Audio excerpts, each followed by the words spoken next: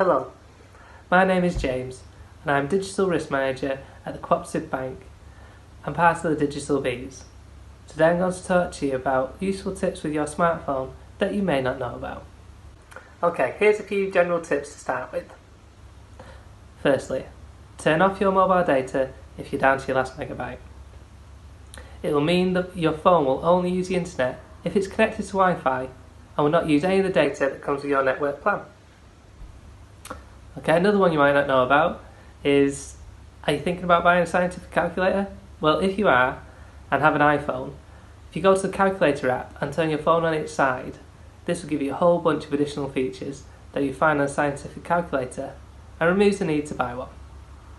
Okay, another handy tip is activating device tracking services.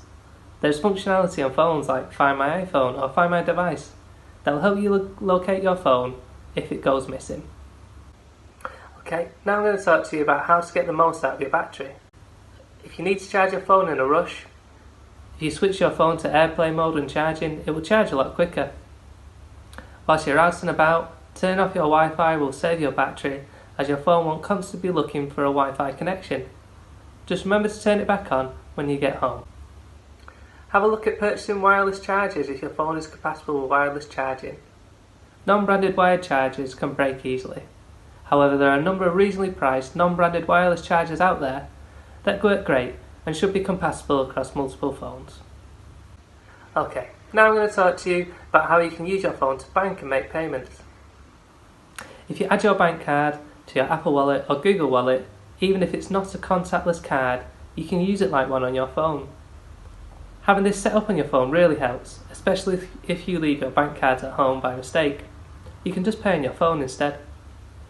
Furthermore, if you use Apple Pay, it doesn't have a contactless limit. In most cases, shops have no limit on Apple Pay, so it's a great way for staying contactless with larger payments like the weekly food shop or paying for petrol. But there could be retailer-specific limits, so best to check before you go. Also, see if your banking provider has a mobile app. This way, you can check your balance and transactions on the go. Thank you for taking the time to watch this video. To keep up to date with Digital Bee activity and for more content and videos like this, please ensure you follow the Co-operative Bank on Twitter and LinkedIn.